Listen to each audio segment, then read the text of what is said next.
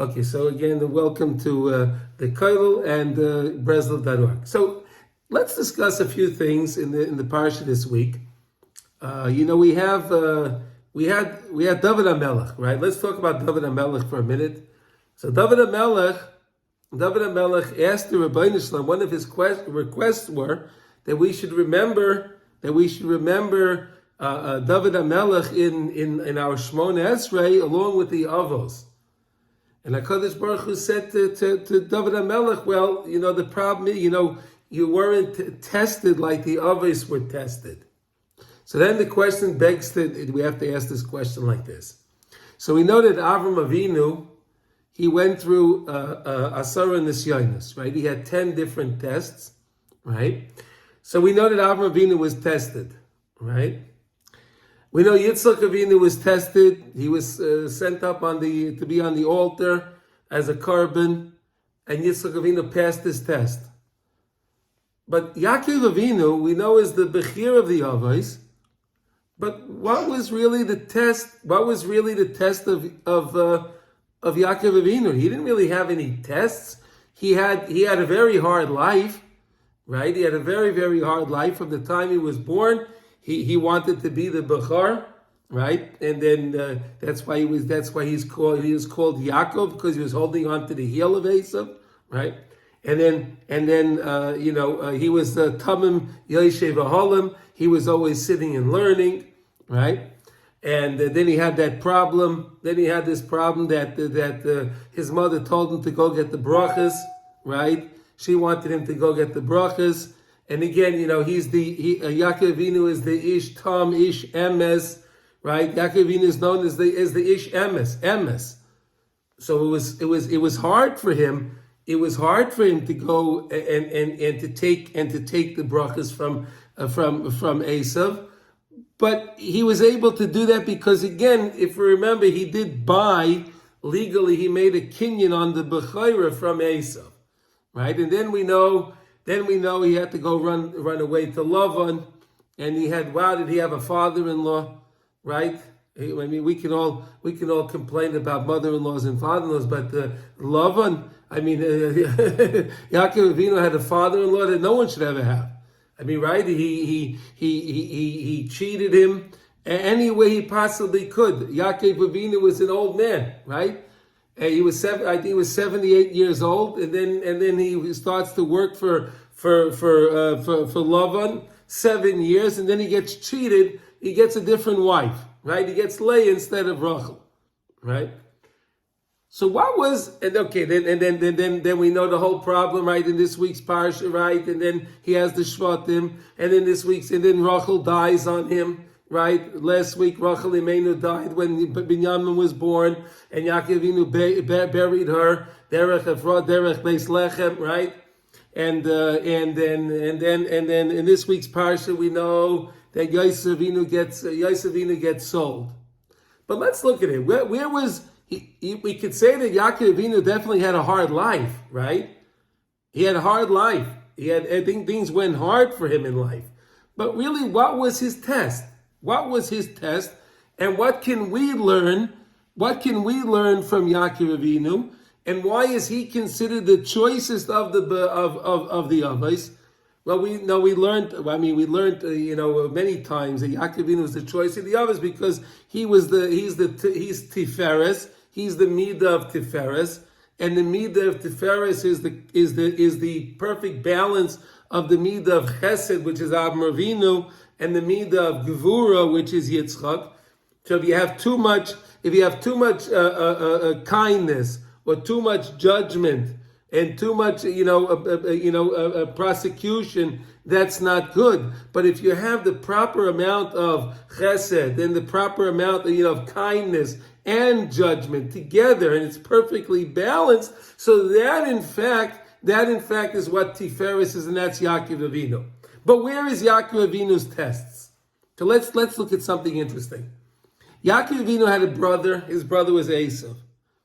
Esav really lived a very, very good life, right? The Torah says he lived a very good life. He had everything he wanted, right? When Esav wanted to get married, did he have any trouble at all? No. He wanted to get married, he got married. He wanted to marry the daughter of Yishmael. He got married. Whatever he wanted, he got. He had money. He had plenty of money. He had plenty of animals. He had plenty of everything. Like he said last week's parsha, Yesh li Rav. But Yaakov A'vinu said Yesh li Kol. Right? Remember last week? Esav said to Yaakov, Yesh li Rav. I have a lot. And we learned that in Likutei Halachos a couple of years ago in Hilchas Hashkamas Habayka, where Rav Nassim told us Yesh li Rav, that Esav has the Rav that was the Rav of the Klipa. Esav is the Rav of the impurity. He has the Rav of the impurity. That's Esav. But Yaakov A'vinu is living his life, and he's always doing the right thing. He's always learning Torah. Right, he went to learn by Yeshiva Shem Ve'ever. He was sitting over there for all those years. He sat there he's learning. He's doing everything he's supposed to do, but yet he has no hatzlacha in life. He has no hatzlacha. Everything is coming to him so difficultly. Everything is a challenge for him. Everything, anytime he says this week he wanted to stay in Parsha, he wants to stay by Shalva, so Kofetz Alav, Rogzei Shel Yosef Atzadik. Right? He wanted to have some peace and tranquility, and then right away, boom, Yosef A'vinu is gone. Yosef A'vinu is gone. But the whole time, Yaakov A'vinu believes in the Rebbeinu Shalom. He's talking to HaKadosh Baruch Hu. He's always talking to Hashem. He's always talking to HaKadosh Baruch Hu, and he's always begging Hashem, like he said, Yesh li Kol. Yaakov A'vinu had Kol. What's Kol? He had Hashem. He had Hashem. HaKadosh Baruch Hu is Kol. If you have Kol, Yaakov A'vinu says, I have Kol. I have everything. He mamish believed it. But he was looking at Esav, and Esav had 400 men with him. Esav had so much, but yet Yaakov A'vinu was able to look past all of that. Yaakov A'vinu was able to look past it. He didn't care. He didn't care. He understood, because the question is, there's a tzaddik v'toivlai, and there's a tzaddik v'rolai, there's a rasha v'toivlai, rasha v'rolai. And then we always ask the question, why does the rasha get everything so good, and why does the tzaddikim have so many problems always? So we know that the Rebbeinu Shalom wants to pay back.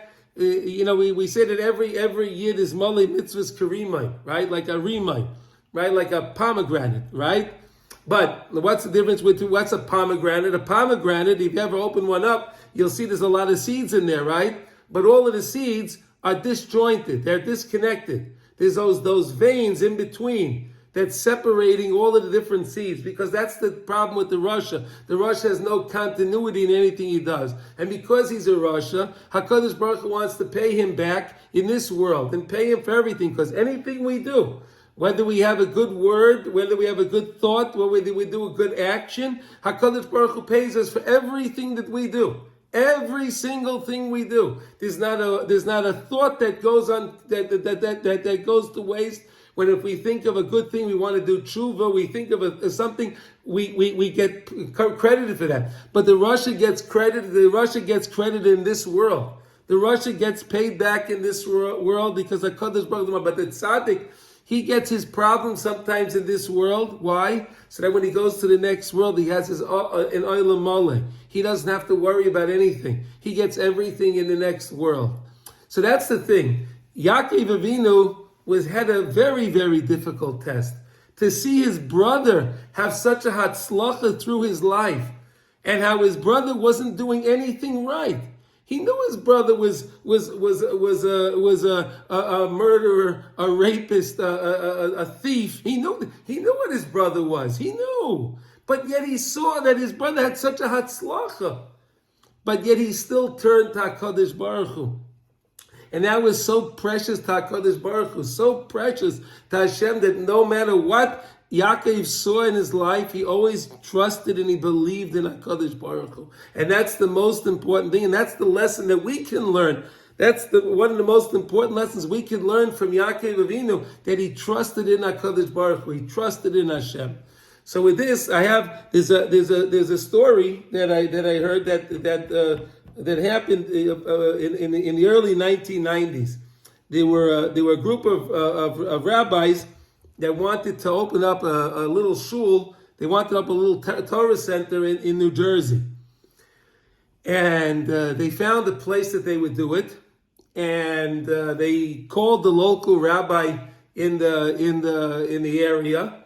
And they asked him, do you have like a list of Jews in the area? Do you have like a list of Jews so we can send out messages that we want to start having classes? We want to help. We want to spread Torah. So the rabbi told him, well, I don't really know. There's not that many Jews over here, and I don't know if they'll be interested in Torah classes. So they asked him, okay, do you have any Jews that speak Yiddish? Are there any Jews that know how to speak Yiddish? So he said, yeah, there are a bunch of Jews that do speak Yiddish. So the rabbi asked him if he can please give the list of the people that speaks Yiddish. So he gave them a list and he gave them phone numbers.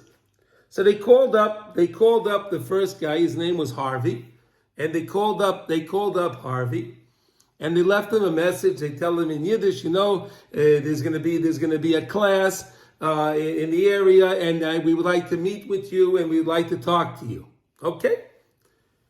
They don't hear back from him. And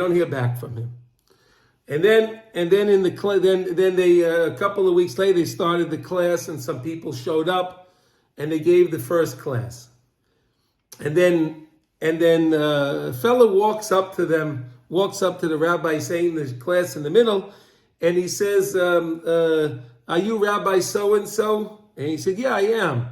Well, you left me a message. A couple of weeks ago, and I didn't hear back. And then I'm here now. So the rabbi says, yeah, well, because we're making a Torah class, and we wanted to invite all the residents in the area to come to the class. He says, a Torah class? You're having a Torah class, he says?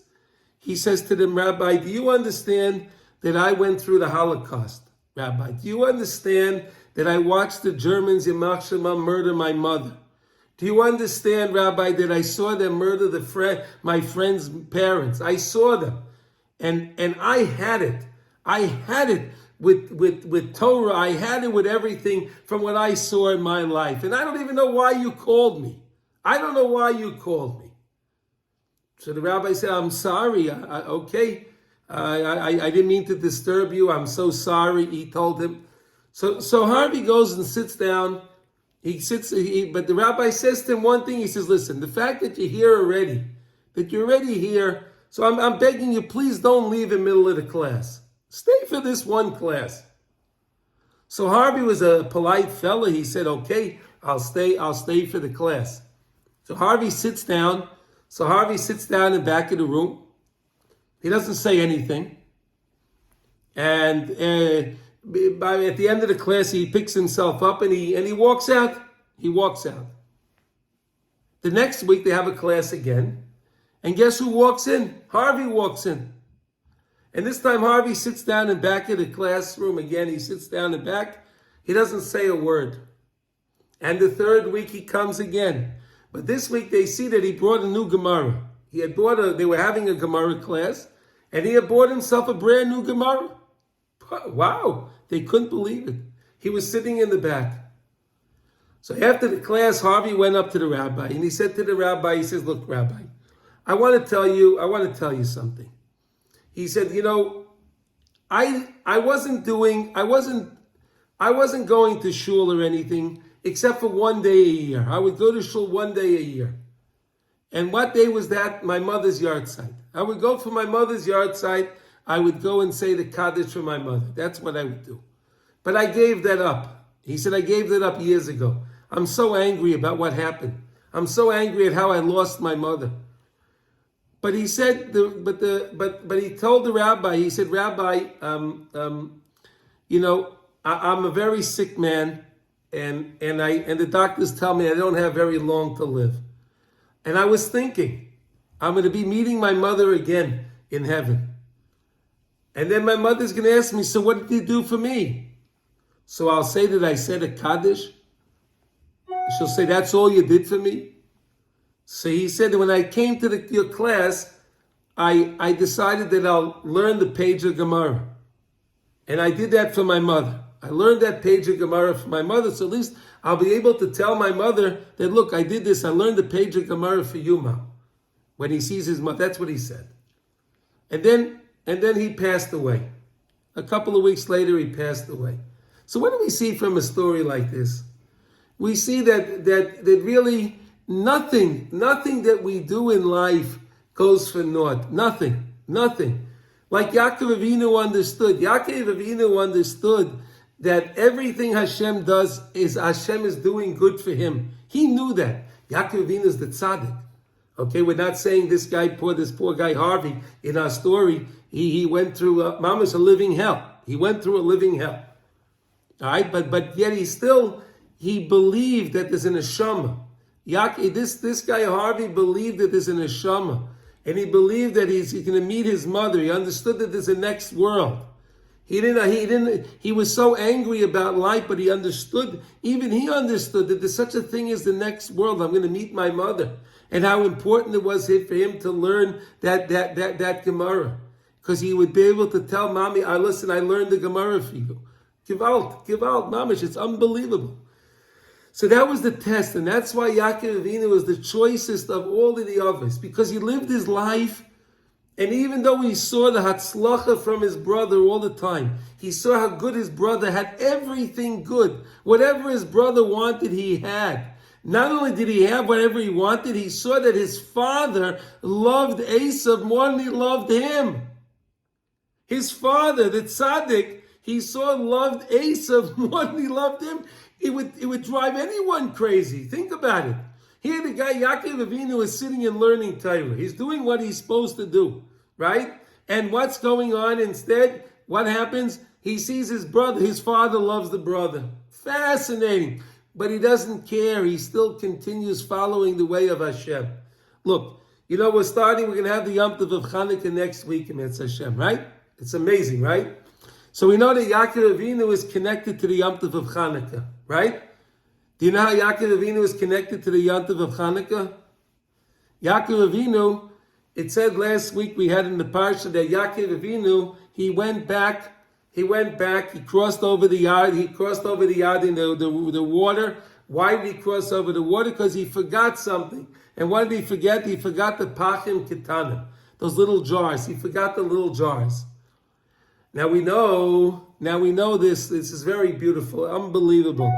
So we know that the Chashmonaim they found there was a pach shemen that was munach, that was stamped b'choismei shel Kohen Gadol. Which was the Kohen Gadol? Who was the Kohen Gadol? So I'm telling you, this is mamish amazing. You know that Malki Tzedek, he was a Kohen, right? Malki Tzedek was a Kohen, and he was in part of the yeshivas. He was in the yeshiva of Shem Weber. He was in the yeshiva, and Yaakov A'vinu was studying. Who is he studying with? He was studying with Malki. So he was studying in that yeshiva. He gave him these little jars of shemen, and he told him, hold on to these jars. These jars are going to be very, very important for Klal Yisrael. These jars are going to be very, very important for your children. And he was the kind, he stamped it. And those were the jars that they were able to find that they stayed lit for the 8 days. One jar stayed lit for 8 days. Is that not amazing how one jar can stay lit for 8 days? There was only enough for 1 day, but yet it continued to burn. It continued to burn long enough that they were able to go to the olive garden, to the olive vineyards over there, and they were able to get the oil and press the oil and bring it back. It was just enough time for them to come back, and they would have the pure olive oil, the pure olive oil.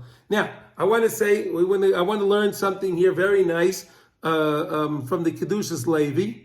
All right, if you don't mind, guys, can we learn a piece of the Kedushas Levi? Please. Yeah, okay, here we go. So here we have, so it says that, there's a machlokes, are we allowed to use, can you see me? Yes. Okay.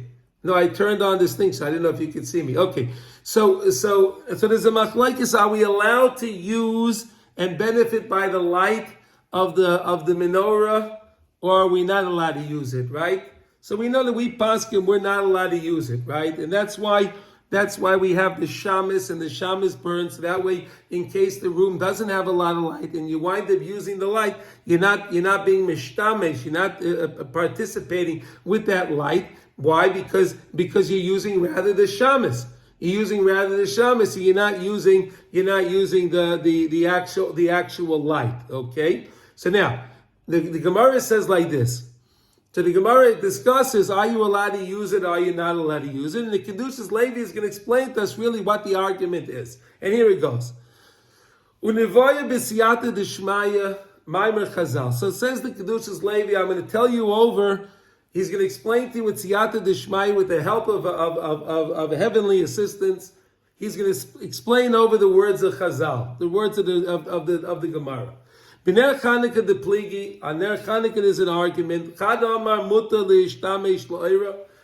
One man Amar says, yes, you're allowed to be mishtamesh, you're allowed to benefit by the light. V'chad Amar also li'ishtamesh l'oira. And there's a second man Amar that says that it's also, you're not allowed to. You're not allowed to use that light. That light is holy. That light is special, and you can't use it. It's like something from Hegdish, and you're not allowed to use it. So the Kedushas Levi is now going to give us a mashal to help us understand this. Al pi mashal melech adir. There's a mashal that there's an awesome king, ba lebayis ani, and this great king came to the house of an impoverished person.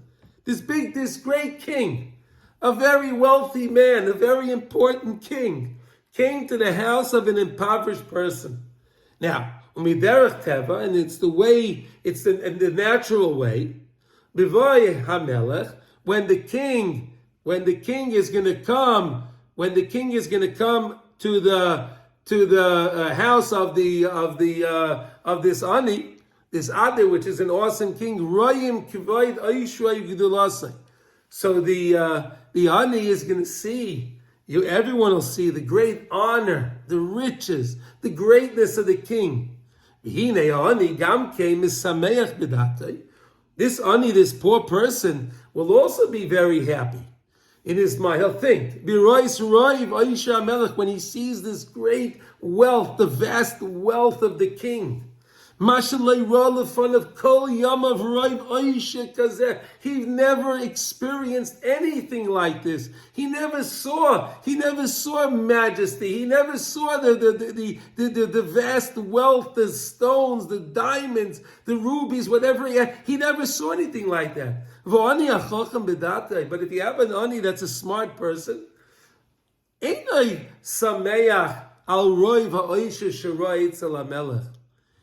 yeah, he's not necessarily happy because he sees that the king has a lot of wealth. Because he knows he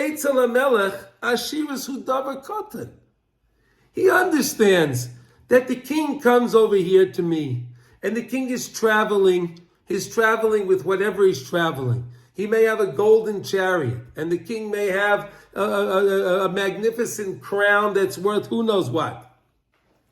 But the ani understands that that's only a little portion, the tamsis, something of what the king really has.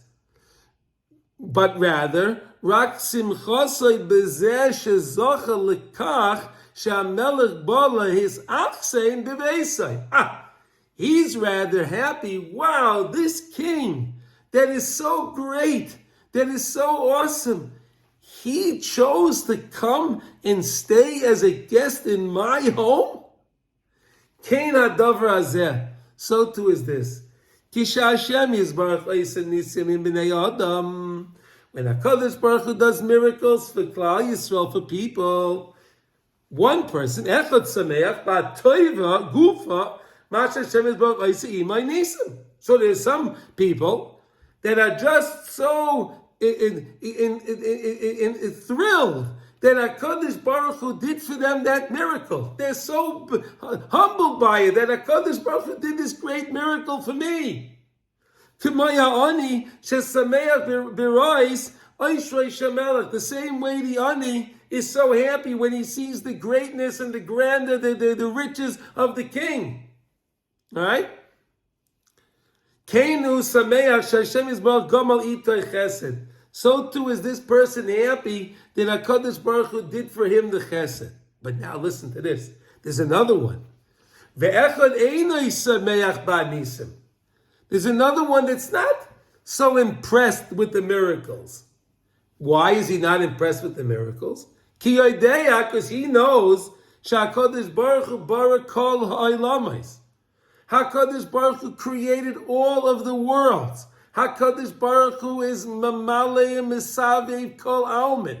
We understand that HaKadosh Baruch Hu made, fills, and surrounds all worlds. V'hu Kol Yochel Asais. And there's HaKadosh Baruch Hu, there's nothing he can do. Efes Simchasei Banisim. He has no simcha in the Nisim because he knows to HaKadosh Baruch Hu, what's this nace? This is great that Hashem did this. But really, what's so great about this nace? HaKadosh Baruch Hu can do anything. But rather, he sees like this. He thinks like this. That he sees the nace, and he says, wow, HaKadosh Baruch Hu enclosed, mislabesh kiviyachol b'nei Adam, mida oisa nisim b'nei Adam, livnei Adam. The person's so happy that HaKadosh Baruch Hu took the time, so to say, that he cared about me. That HaKadosh Baruch Hu cared about me. Oh, he's not necessarily happy with the miracle. Of course he's happy that he had whatever he was saved, whatever he needed. Of course he's happy about that. But it's a much deeper feeling where he's happy that HaKadosh Baruch Hu took the, so to say, made the effort to help him out. Al zeh sameach. With that he's happy. Shamelech adir achseim yislabesh atzmai kiviyachol lovei livnei adam. That, you know, so it's a very fine line that we're discussing. Okay, it's a very fine line, right? So we have two ideas, right? One was in the story that the king is so happy that the ani is the impoverished person is so pleased that that the king came to visit him, and he has all that grandeur. He's so happy to see the greatness and the riches of the king. And then we said there's another one that's so happy that the king, he understands that really whatever riches the king brought with him is really a little drop in the bucket for the king. The king has so much. And he's happy. He's so happy that the king bothered to come and stay in his home, to be with him. He's so thrilled about that. So too is in this case over here, in this story, this is what we're saying, that the other guy is so happy that the king bothers to stay with him, and he took his time out of his busy schedule to stay with him.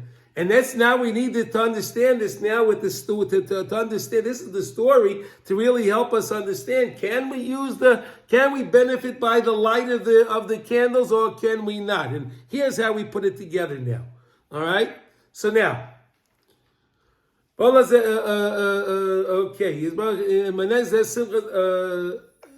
Okay, here we go. This is the argument.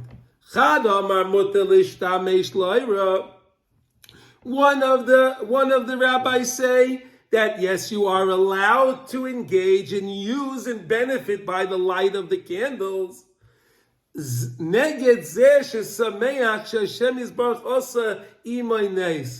That's like the one in the story.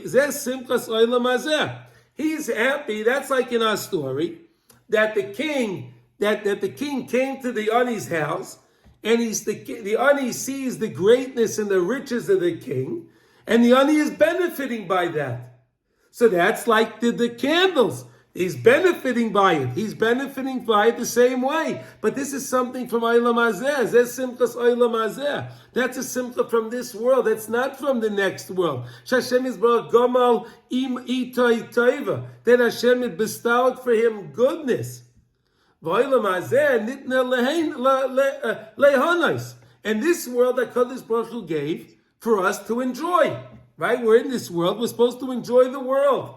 Right? In other words, we're supposed to see all the great things in the world. Why are we supposed to see? Because otherwise, when we come to the next world, the HaKadosh Baruch Hu will say, look, and I made all these beautiful things in the world, and how come you never went to see them? How come you never went to see what I made for you?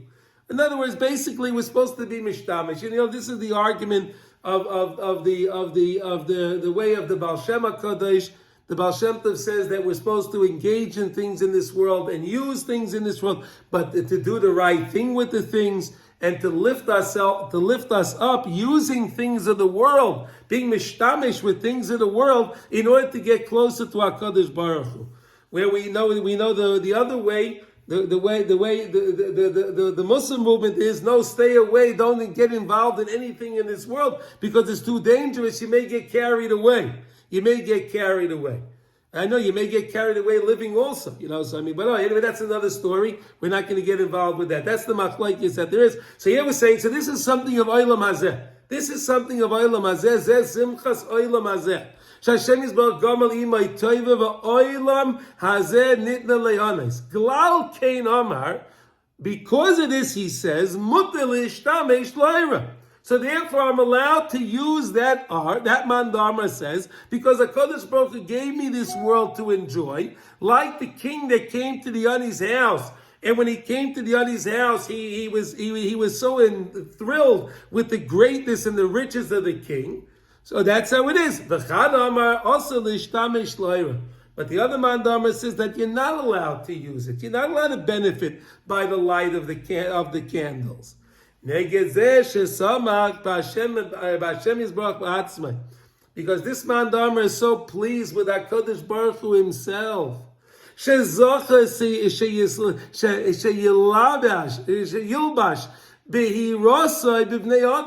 That HaKadosh Baruch Hu enclosed his clarity, his light within people. He's just so happy that HaKadosh Baruch Hu is in the world. He's so happy that HaKadosh Baruch Hu his presence is here. He's not involved in the Taiva Rakma Shezocha Sheyislabesh Hashem Yisbarach Boy. Rather than HaKadosh Baruch Hu is in this world. Not like the Goyim, they say HaKadosh Baruch Hu, made the world, and the Goyim say it has nothing to do with this world. Adarabah, we know that HaKadosh Baruch Hu is Shivisi Hashem L'negdi Samin. Hashem is always there. Hashem is always there with me. Like they say, Tati's always there. He's always with me. Hashem is always there. And the person's so happy that Hashem is here. He's with me. That's why he's so happy. He's not thinking of this world. He's rather thinking of the godliness that HaKadosh Baruch Hu is with me in this world. That I'm not in this world by myself. I'm with Hashem. He's higher than this world. But over this world was given to us to enjoy. But there's no enjoyment when it comes to the next world. There's no physical enjoyment like we understand. Because we have no idea. We have no idea of the greatness of the next world. We have no clue at all. So too he says that it's also to be mishtamish with that R. Now, but let's understand something very important. Let's understand something. Excuse me. Yeah, go ahead, Yaakov. Yeah, go ahead. Do we have a text to go with this? Could we see the text? Are you using a text? If you want, I'll send you the text after if you'd like. No, I just thought if it would be for you, we could put it on the screen. You don't see this text? No. Oh, 1 second here. Hold on. I'm sorry. Okay. 1 second. Didn't share today. Oh, I didn't share the screen. Oh my goodness. Oh. But it's disabled. Host disabled. Participate. I can't share the screen. Okay. Oh no. Can you turn it on, Reb Yehuda? You should be able to. You're a co-host. Oh, I made Marty instead. I'm sorry. Oh, okay, Marty, you can share your screen. Okay. Now, no, it's still disabled. I can't. I'm sorry. God. It's okay now. It's okay Now it's okay. Okay. Oh, here we go. Oh, here we go. Oh, okay. I was here the whole time. But Yaakov, I asked you if you were able to see the text when I started. I don't recall. I did. I said, "Does everyone see the text?" And they said, "Yes." So I said, "Okay, fine." I didn't know, but this is the text. Sorry, I was wrong. Oh, no worries. So yeah, you see it on the top here. You see on the top it says Kedushas Lev. You see that, and that's where we were learning this piece over here. Okay. Okay. All right. And do you want to have any comments on this? Now you see the text. I didn't make it up. Halavai, I can make such things up. Halavai. Yeah. Okay, anyone want to have any comments on this? We said a lot of things. We talked about Yackov A'vinu, the Pach Shemen. We talked about being mishtamish with the R of the candles and not being mishtamish, the greatness of the king visiting the Ani, the greatness, or was it rather that he was so happy that he went to visit him, and all of that. And that's how we explain the difference between are you allowed to use the candles or you're not allowed to use the candles. If you say you can use the candles, that's because it's something from this world, and this world that Kadosh Baruch Hu gave us to be mishtamish, and He gave us this world that we should have a nah from this world, and that's why that mandamar said you're allowed to use the candles. But according to the second mandamar that says that we're not allowed to use the candle, that's how we paskin. That's the halacha. We say ein lahem reshus leishtamish b'hem ela liroisam bilvad. Remember those words? Ein lanu reshus leishtamish b'hem ela liroisam bilvad. We can only see them. Why do you mean can we see them? Because we're supposed to. That's the mitzvah to look at the candles. That's the mitzvah to look at the candles. The holy Ma'arei Nayim and other tzaddikim said that if we have any trouble with our eyes, to see the ways, because the Gemara says if you take big parsos, you take big steps, so it causes you to lose your sight, loses the sight.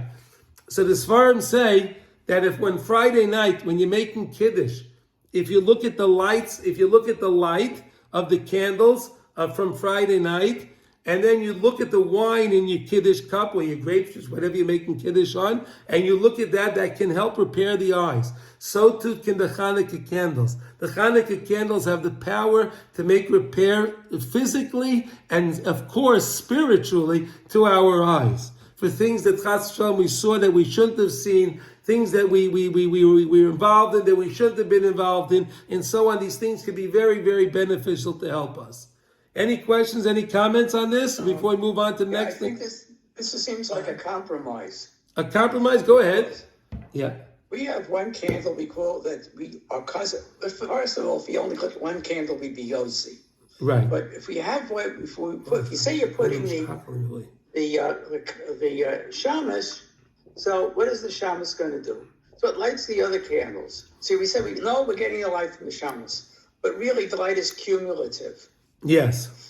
So in a sense, it's not that just we shouldn't rely just on the one reminder. We should realize that there's a bigger picture, and that. But Yaakov, that's what the Shamas Hashem help. The Shamas assists, that Hashem assists us in what we do. Exactly, but Yaakov, that's what we said. That the second man never said you're not allowed to use the candles because it's something much bigger. It's something not from this world. It's something much greater than this world, and things from not this world I can't be involved in.